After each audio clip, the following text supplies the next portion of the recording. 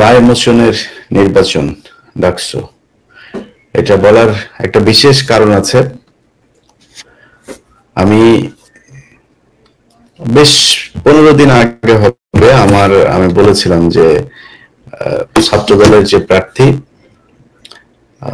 আবিদুর রহমান, আবিদ খান, তো সে এবং ছাত্র শিবিরের যে প্রার্থী সাদিক কায়েম, এই দুইজনই পছন্দের প্রার্থী। তাদের ব্যাপারে দুজনের জন্য শুভকামনা জানিয়েছিলাম। যাই হোক, সবশেষ এসে আমি 2 দিন আগে ব্যালট নাম্বার 22 সাদিক কায়েমের জন্য ভোট চেয়েছি। সে ভোট চাওয়ার পেছনের একটা উদ্দেশ্য বলেছে। আমি আগেই বলেছি যে ইদানিং বিরানি আলম সহ বিএনপির কিছু তথাকথিত স্বঘোষিত কিছু আপনার ইয়ে আছে, কি বলে, স্বঘোষিত অনলাইন অ্যাক্টিভিস্ট, ইনফ্লুয়েন্সার, এরা আছে। এরা এখন নিজেদেরকে আপনার বিএনপির অ্যাক্টিভিস্ট হিসাবে দাবি করছে। এর মধ্যে বিরানি আলম সবার উপরে। কয়েকদিন আগে টকশো করে তারপরে বলেছিল যে সে ইয়েরে চেনে না, কি বলে, ওই যে তারেক রহমানকে নাকি সে চেনে না। ওই যে মনির হায়দারা, সে পাশাপাশি বসে টকশো করছে, বলছে ওই যে লন্ডনে যেন কি থাকে, উনি কি বিএনপির চিনেই না, এরকম একটা ভাব ধরে তারপরে সে কথা বলছিল। এখন এই যে লোকটা এই ইয়েটা করলো, তারা মানে এরকম 3-4 হাজার বিরানির এই ইয়ে খাওয়া, আপনার কি বলে, বিরানির কমিশন খাওয়া, এরকম যদি নাকি কিছু লোকজন থাকে, যে ব্যক্তির দোকানের বিরানি করে, সে ব্যক্তির ভিতরে আমি আসলে অত ভালো কিছু জানতাম না। ইদানিং আবার শুনলাম তার বিভিন্ন নারী কেলেঙ্কারি আছে। নারী কেলেঙ্কারি মানে নারী কর্মচারীদেরকে, তার 2-3টা বিরানির দোকান আছে এখানে, খলিল বিরানি নামে, সেখানে সেই নারীদেরকে হায়ার করে তাদের সাথে সে কুপ্রস্তাব দেয়। এবং এরকম 2টা মেয়েও বক্তব্য মানে কথা বলেছে আমার সাথে। তা আমি এটা নিয়ে কাজ করব কিনা আমি জানি না। আমি তাদেরকে বলেছি ঠিক আছে, আপনারা এরকম আরো যদি কাউকে পান সেটা খুঁজে বের করেন। ছেলে পেয়েছি কয়েকজন যারা কিনা টাকা দেয় না, সে হায়ার করে 3 সপ্তাহ, 4 সপ্তাহ, 5 সপ্তাহ এরকম টাকা দেন, এরপরে এমনিতেই সরে যায়। এই টাইপের করে সে ব্যবসা করছে এখানে, ওইটার কমিশন নেই। এই কারণে সে সাংবাদিকদের কমিশন দিয়া তারপরে একটু ঠান্ডা রাখে। এই Shahed Alam one of them. যাই হোক, এই ধরনের এই বিরানির দোকান থেকে কমিশন নেওয়া শাহেদদের আজকে বিএনপির প্রতি বিরাট দরদ হয়েছে। তারা সব সময় এখানে একটা আছে, এই যে আপনার ইয়ে পরে, এই যে রেইনবো চশমা পরে তারপরে রাস্তায় ঘুরে এরপরে সে করে, ওই যে টিকিট দেয়, গাড়িতে টিকিট দেয়। পুলিশের একটা, এখানকার নিউ ইয়র্ক পুলিশের একটা ইয়ে আছে, আপনার শাখা আছে, ওদেরকে ওই টিকিট দেয়। টিকিট নিয়ে তারপরে এদের মানে অস্ত্র কিছু দেয় না, টিকিট নিয়ে ঘুরে বিভিন্ন ইয়েতে গাড়িতে টিকিট দেয়। তো সে ওই হেঁটেই তারপরে তার স্বভাব সুলভ ভঙ্গিতে সেই করে, তার ব্যাপার, সে যেভাবে ভিডিও করে কি করে সেটা তার ব্যাপার। কিন্তু সারাটা দিন এদের কাজ হচ্ছে, মানে এটা কিন্তু রাস্তার লেভেল। আমার সাথে এখানে ছবি তোলার জন্য 3-4 ঘন্টা বসা ছিল। এই টাইপের রাস্তার লেভেলের এগুলোরে বিএনপির পেজ থেকে তাদেরকে প্রমোট করা হয়, তাদের নাম লিখে পোস্ট করা হয়। বিশাল আকারে বিএনপির অ্যাক্টিভিস্ট, বিরাট তাদের মানে এই বিএনপির যে গত 15 বছরে নাকি বিশাল তাদের প্রভাব এখানে খাটিয়েছে, কাজ করেছে বিএনপির জন্য। আমি জানি না কি করেছে। যাই হোক, এগুলো নিয়ে তারা সারাটা ক্ষণ শিবিরের বিরুদ্ধে, জামাতের বিরুদ্ধে, এরা পাকিস্তানি, এই গ্যাঞ্জাম লাগিয়ে রাখে। আমি সবসময় চেয়েছি এই 2টা দলের ভেতরে একটা সুসম্পর্ক বজায় থাকুক। আজকে দেখেন, এই যে ডাকসু নির্বাচনটা, ঢাকা বিশ্ববিদ্যালয়, এটা অশিক্ষিতদের জায়গা না, তো দেশের সবচাইতে মেধাবীরা এখানে জায়গা করে নেয়। সেই মেধাবীদের এখানে আপনি যদি নাকি টিকে থাকতে চান, আসলে মানুষকে আকৃষ্ট করতে চান, ভাই কাজ করতে হবে। কথা বলে চাপাবাজি করে তো আপনি সেখানে করতে পারবেন না। এই পাকিস্তানি ট্যাবলেট বিক্রি করে আপনি আর কতদিন খাবেন? এই ট্যাবলেট বিক্রি করে হাসিনার আজকে অবস্থা দেখেন কি। মুক্তিযুদ্ধ আমরা এখন প্রকাশ্যে বলে আমরা পাকিস্তানের পক্ষে। আপনার কি মনে হয় আমি যে কথা বলে আপনার মনে হয় আমি মিন করি? যে আমরা পাকিস্তানের সাথে একসাথে হইতে চাই? আমার মনে হয় ওরা যখন বাংলাদেশে মুক্তিযুদ্ধ হয়েছে, ওরা আমাদের কাছ থেকে দেশ লিখে নিয়েছে, সেখানে বাংলাদেশের কোনো মানুষ থাকে নাই। ওরা এখন পর্যন্ত এই বছরও তারা বাংলাদেশের স্বাধীনতা দিবসকে তারা বলেছে যে ভারতের স্বাধীনতা দিবস। 16 ডিসেম্বরকে তারা ভারতের বিজয় দিবস পালন করেছে, এই বছরও করেছে। সেই সুশীলরা কোথায়, যারা দেশপ্রেমিক? আমরা পাকিস্তানের পক্ষে কথা বলে যাদের গায়ে জ্বলে, পাকিস্তান জিন্দাবাদ, সারা জীবন পাকিস্তান আমাদের পাশে থাকবে। তো ভারত মৃত্যুর আগ পর্যন্ত এই দেশের শত্রু আছে, শত্রু ছিল, শত্রুই থাকবে। সো আমাদের পাকিস্তানের সাথে সুসম্পর্ক রাখা খুব জরুরি। পাকিস্তান বলে দিয়েছে যে তোদের এই যে আমাদের যেই নিউক্লিয়ার জাহাজ আছে এগুলি সব তোদের, ভাই দিয়া দিব তোদের যা যখন দরকার হবে। এবং গ্যারান্টি দিলাম আমি ইলিয়াস হোসাইন সেই দিন পর্যন্ত বেঁচে থাকি অথবা মারা যাই, পাকিস্তান প্রয়োজনে আমাদের পক্ষ হয়ে তারপরে ভারতের সাথে যুদ্ধ করবে। এবং সেদিন আসবে, সেই যুদ্ধ আসবে। এটা আমাদেরই না, এটা বিশেষ জায়গা বলে গিয়েছে, হইতেই হবে গাজওয়ে হিন্দ। সো আপনি এখন সেই একই বয়ান তৈরি করে আওয়ামী লীগের মতো আপনি এই শিবির মানে পাকিস্তানি, জামাত মানে পাকিস্তানি, এগুলো বলে দেশকে আবার বিভক্ত করে সেই আওয়ামী লীগের অস্ত্র ব্যবহার করলে তো আমরা এটা মানে নেব না ভাই। আমারে আপনি মনে করবেন, আমার চিনবেন না ভাই, আমারে আজকে মনে করবেন আমি বিএনপি করি, কালকে মনে হবে জামাত করি, আমার চিনতে পারবেন না, কারণ আমি তো ভাই কারোর পক্ষে নাই। আমি আজকে আমার একটা প্রতিষ্ঠান আছে বাংলা এডিশন।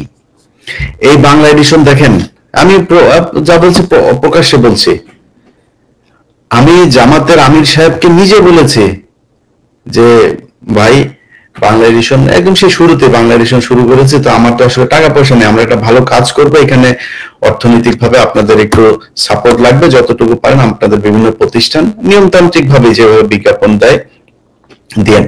আজকে পর্যন্ত জামাত একটা 4 আনা পয়সা দেয়নি, 4 আনা পয়সা আমার প্রতিষ্ঠানকে দেয়নি। এখন এটার জন্য আমি জামাতের বিপক্ষে, মানে একটা ন্যায্য বিষয়কে কি আমি জামাতের বিপক্ষে বলবো? যে ন্যায্যটা আমাকে ন্যায্য বলতে হবে। বরং এই জামাতের আমিরের চাইতে তারেক রহমান আমার খোঁজ দিয়েছে বেশি, তার সাথে আমার যদি মানে ঘনিষ্ঠতা বলেন, আমিরের চাইতে এর সাথে আমার সম্পর্ক তারেক রহমানের সাথে অনেক বেশি। তা আমি এখন যদি একটা সত্য কথা, তারেক রহমান যদি তারেক রহমানের বিপক্ষে যায়, আমি সেটা বলবো না?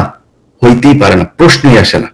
সেই কারণে আমি বলেছি যে ভাই দেখেন, সামনে নির্বাচন, এই ডাকসু নির্বাচন এটা কিছুই না, সামনে নির্বাচন। সেই নির্বাচনে যদি মনে করেন বিরানি আলমদেরকে দিয়ে আপনাদের হবে, তাহলে হোক, কোনো সমস্যা নাই, বিরানি আলমদেরকে দিয়েই চালান। তো যদি মনে করেন আমাদের প্রয়োজন আছে, তাহলে ভাই আমাদের আপনাদের কাছে ব্যক্তিগত কোনো চাওয়া পাওয়া কোনো কিছু নেই, কোনো অর্থনৈতিক সুবিধা দেওয়া লাগবে না ভাই। একটা জায়গায় ঠিক রাখতে হবে, এই দেশে বাংলাদেশ যে 1971 সালে যে ঘটনা, সেখানে ইন্ডিয়া এবং আওয়ামী লীগের যে বয়ান, ওই ন্যারেটিভ থেকে বের হয়ে আসতে হবে। এগুলি শরীরের মধ্যে হিট করে। আপনি আমারে এই দেখেন কয়দিন আগে রকিবুল ইসলাম মাদানী ভাই আমারে নিয়ে খুব জ্বালাময় বক্তব্য আলেমরা দিয়েছে, দেখেছেন, আব্বাসী ভাই দিয়েছেন, কিছু বলেছে ভাই, এরা ভালো মানুষ, এরা এদের কোনো জায়গায় একই চাওয়া কিন্তু ডিরেকশন ভিন্ন।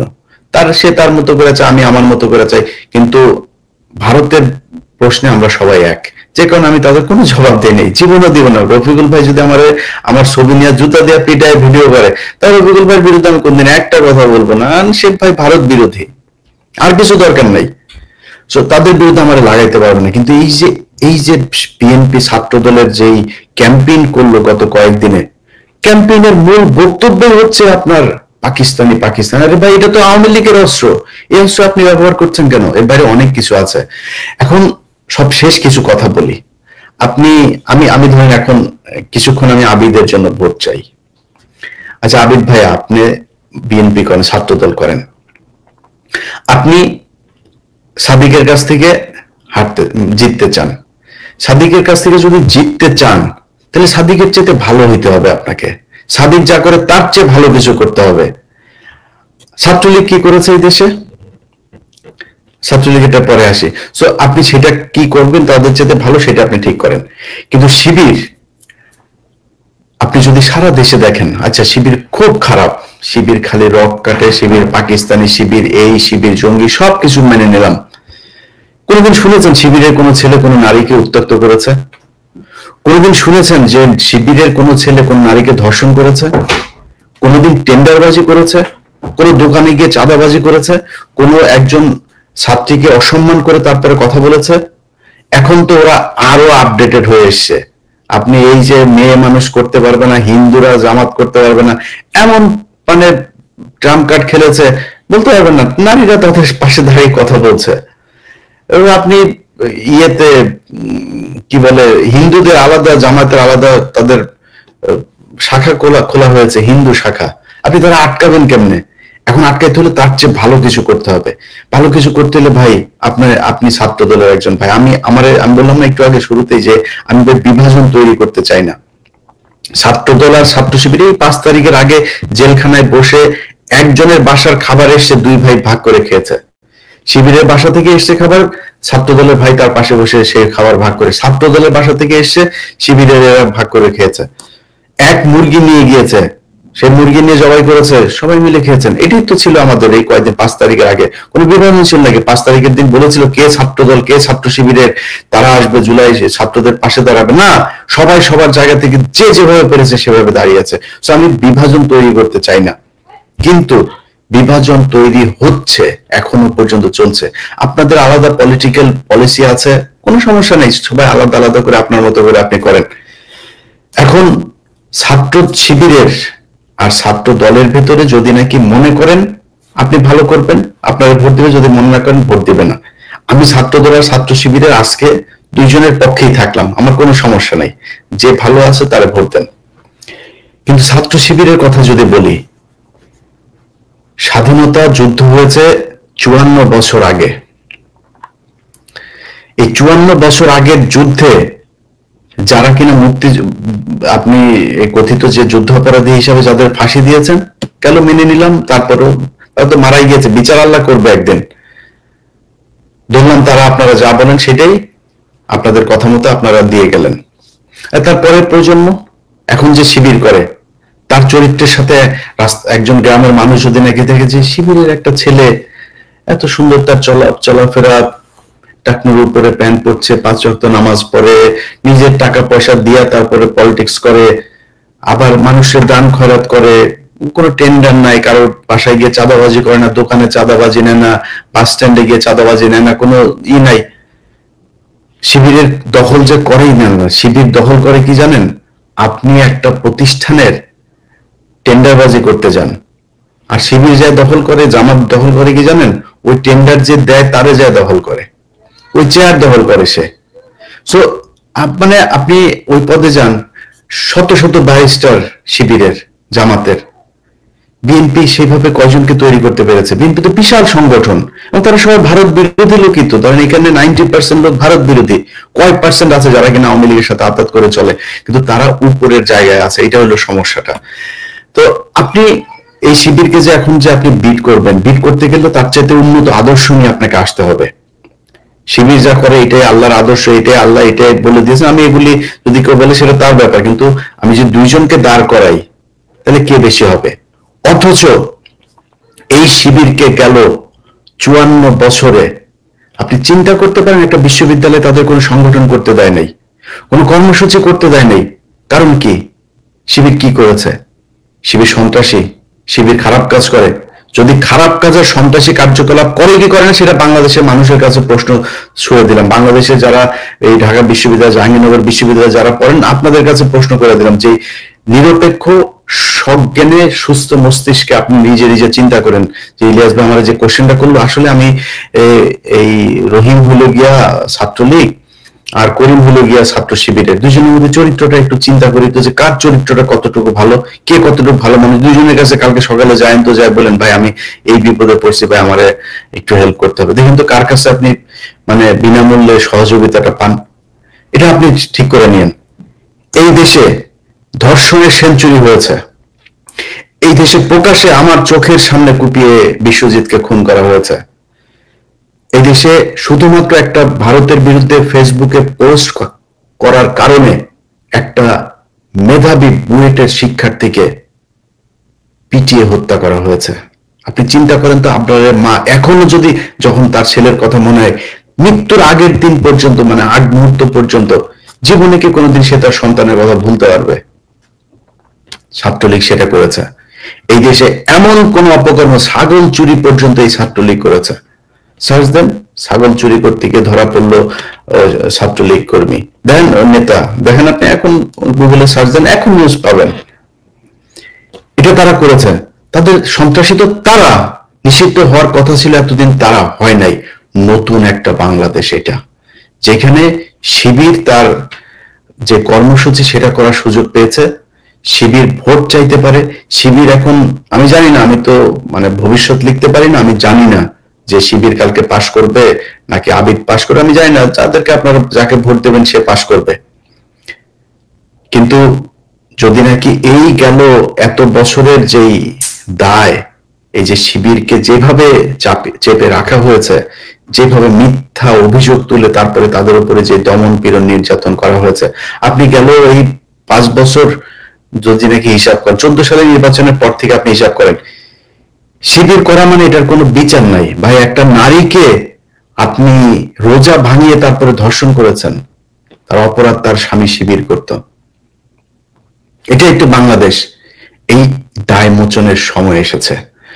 আমি মনে করি সেই দায় মোচনের সুযোগ হিসাবে সাদিককে ঢাকা বিশ্ববিদ্যালয়ের ছাত্র দলকেও তারা ভোট দেওয়া উচিত, এই দায় মোচন করতে হবে।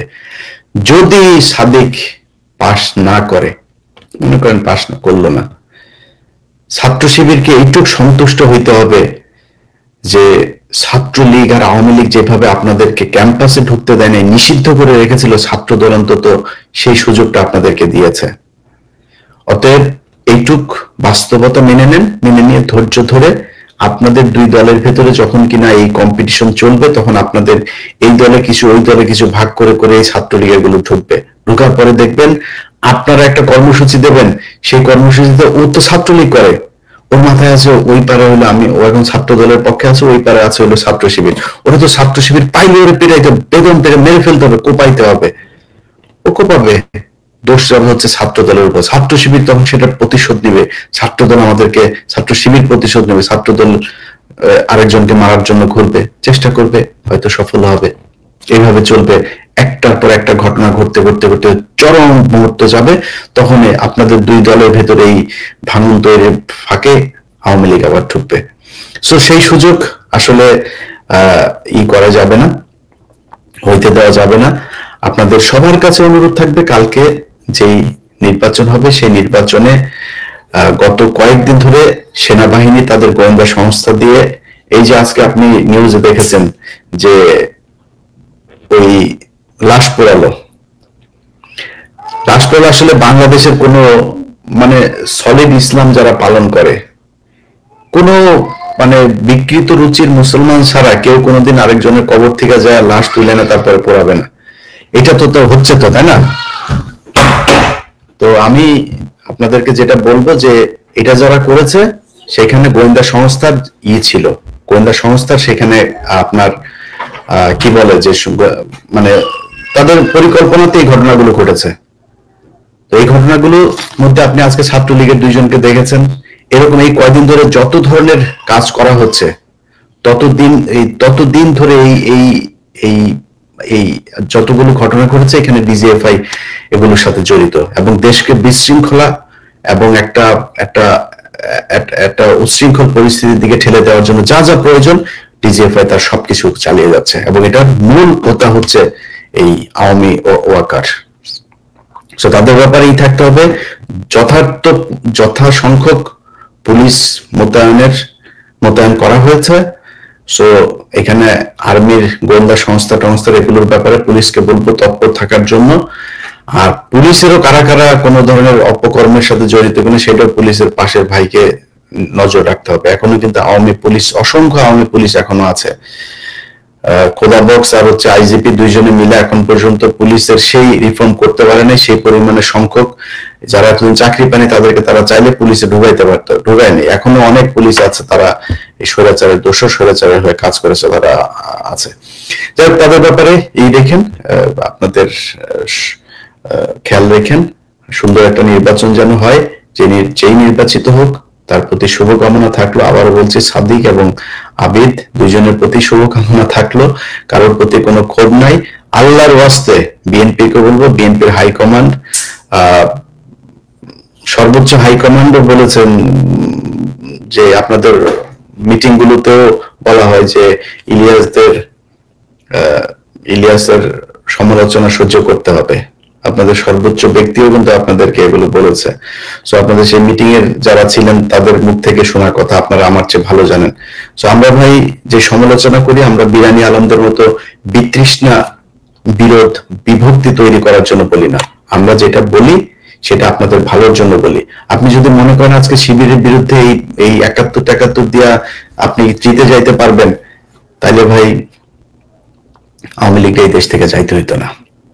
বিএনপি যারা আছেন, ছাত্র দলে যেই ব্যক্তি ছাত্র দল করেন, তিনি আমার কথাগুলি মাথায় রাখেন যে আমি যদি নাকি আপনাকে মানে উঠাইয়া দিতে চাই, তারপরেও পারবো না। যতদিন আপনার ভেতরে যেই আপনার একটা পদ পাইতে গেলে কয় টাকা দিতে হয়, কি করতে হয়, এগুলো আপনি আমার চেয়ে ভালো জানেন। আর শিবিরের একটা পদ পাইতে গেলে কি করতে হয় ভাই, শিবিরে আমাদের, আমি নিজে বলেছি যে আমরা সামনে নির্বাচনে যেইভাবে হোক বিএনপি কে আসতে হবে ক্ষমতায়। বিএনপি কেন আসতে হবে? কারণ আমরা এই মুহূর্তে ইসলামী কোন দলকে অ্যাফোর্ড করার মতো সেই অবস্থা, সেই পরিস্থিতি বাংলাদেশে নাই। এটা যদি হয়, বিদেশিদেরকে বোঝানো হবে যে এই যে জঙ্গি টঙ্গি সবেরা ইসলামী দল ঢুকে গিয়েছে, বিএনপি আসুক।